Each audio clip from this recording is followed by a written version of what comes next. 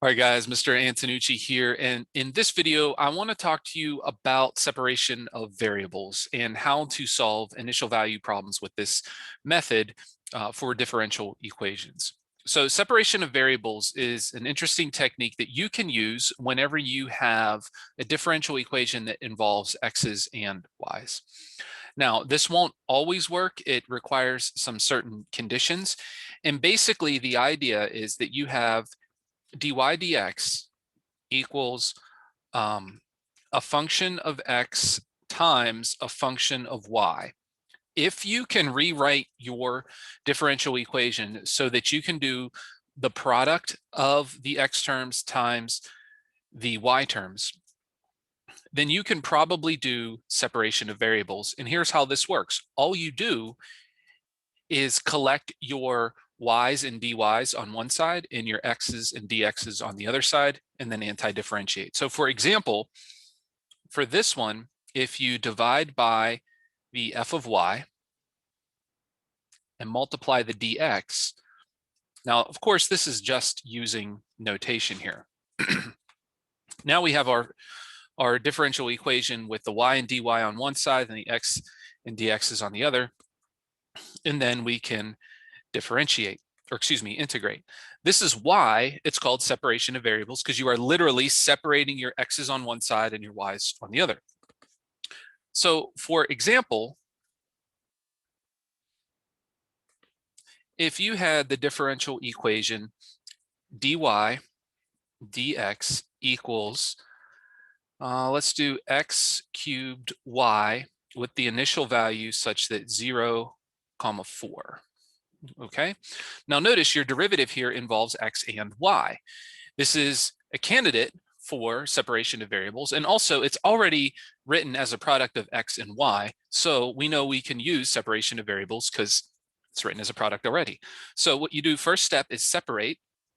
So you'd have dy over y equals x cubed dx. Now, you might have to do some work in problems that are a little bit more complicated. You might have to do some factoring. You might have to add or subtract terms and things like that.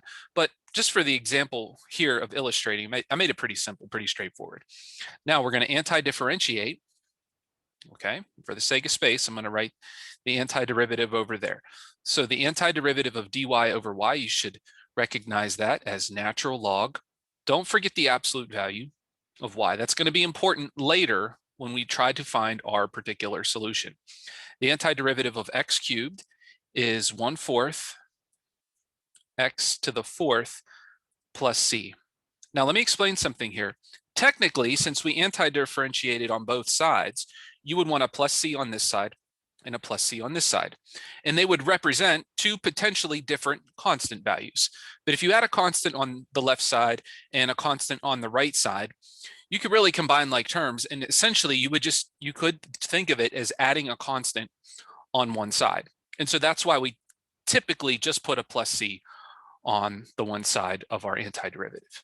Now, if you can, the next thing you want to do is solve the equation for y. So in this case, since we have natural log and the y is in there, we would exponentiate both sides. So raise both sides to the power of e. So the left side, now be careful here, the e and the natural log are inverses, so they, quote, undo each other. Then you'd be left with absolute value of y. It's important that you leave the absolute value on there at this step. We'll take care of it in a minute, don't worry. I know you were getting all bent out of shape and concerned. Mr. Antonucci, what are you going to do with that absolute value y? I will show you. Now, also here, just some nitpickiness.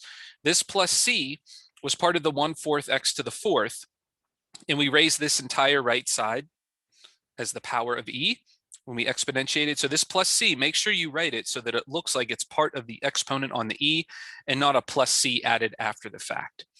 Now watch this. Here's some algebra. If you remember from algebra, if you multiply like bases, so a to the x power times a to the y power, you remember what you do with the exponents? You add them, right? Well, not many people realize that this equality works both ways. In other words, if you multiply like bases, you can write it as the addition of exponents. Also, if you're adding exponents on a single base, you can rewrite it as a multiplication of like bases. That's going to be important here because since we're adding in the exponent, we could rewrite that as e to the 1/4 x to the 4th power times e to the c. Since we were adding in the exponent, we could rewrite it as multiplication of like bases. Now, what I'm going to do is move the e to the c in front because e to the c power just represents a constant. So e to the c times e to the 1/4 x to the 4th. Now we're going to handle the absolute value of y. The absolute value of a number just talks about its distance from 0 on a number line. So when you take the absolute value off, the number could have been positive or it could have been negative. So similar to when you solve an equation and you take the square root, if you take the absolute value symbol off, you need to account for the fact that the number could have been positive or negative. So we put a plus or minus on the other side of the equation. Now, convention, we usually say let a equal plus or minus e to the c. And the reason we do that, and we just pick capital A, because it's a letter we haven't used yet, is because e to the c power is just a constant. Plus or minus that, it's still a constant.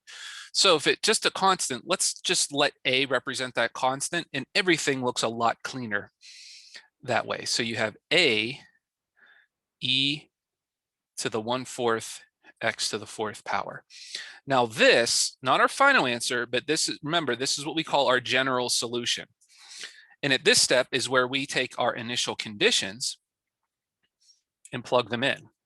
Now this is where we can determine whether or not we would have a positive or negative constant from the integration, because our initial value is going to determine what the particular solution is.